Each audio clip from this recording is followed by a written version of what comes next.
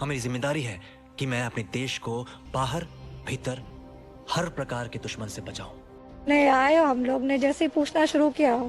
चीन की थ्योरी को बहुत ज्यादा बढ़ा चढ़ाकर अगर बताते हुए कोई मिले तो समझिएगा कि इस वक्त खबरों का अकाल है और सरकारों की जवाबदेही पर पर्दा डालने के लिए चीन की थ्योरी सामने लाई गई है। ऐसे कई दुश्मन आपके सामने लाए जाते रहेंगे। अभी तो 2-4 ही हैं, आगे पता चलेगा कि आपका पड़ोसी भी उसके लिए जिम्मेदार ठहरा दिया गया है कोरोना या कोविड-19 के प्रसार के लिए। तो इसलिए चीन को एक नया दुश्मन बनाया गया है और बहुत देश चीन को लेकर अब बोल रहे हैं। चीन दुनिया का अकेला ऐसा व्यापारी देश है जो दूसरों को उधार देने के बाद कभी भी उधार वापस नहीं मांगता। चीन सिर्फ ये चाहता है कि ये देश कभी भी उसका उधार चुका ही ना पाए, ताकि चीन उनके बदले में उन देशों की अर्थव्यवस्थाओं पर कब्जा कर ले, उनकी बड़ी बड़ी कंपनियों को कौड़ियों के भाव खरीद ले, उनके बंदरगाहों पर कब्जा कर ले, वहां अपने सैन्य ठिकाने बना ले और उधार के बदले में इन देशों को अंत में अपना उपनिवेश बना ले। किसी जमाने में जो ब्रिटिश ईस्ट इंडिया कंपनी किया करती थी, जो उन्होंने भारत के साथ किया था।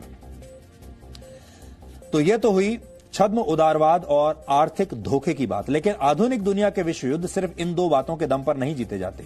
इनमें मनोविज्ञान और वैचारिक वायरस की भी जरूरत पड़ती है।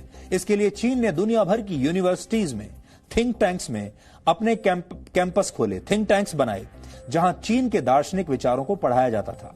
यह देखकर लोगों को लगता है कि चीन तो बहुत दार्शनिक देश है, उसकी अपनी एक कल्चर है, उसकी अपनी एक संस्कृति है, उसकी भला क्या महत्वाकांक्षाएं हो सकती हैं। लेकिन यह भी चीन का बड़ा धोखा है।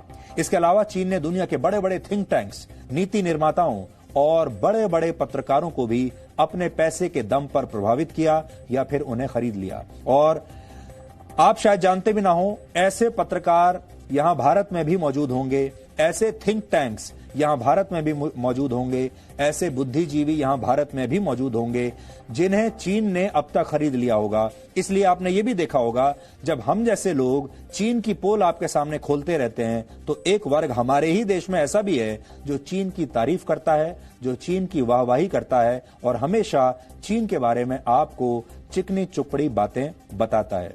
इससे आप अंदाजा लगा सकते हैं कि चीन ने किन किन लोगों को खरीदकर अपनी जेब में रखा हुआ है, और वही लोग इस समय भारत जैसे देशों में भी चीन के ब्रांड एम्बेसडर्स बने हुए हैं।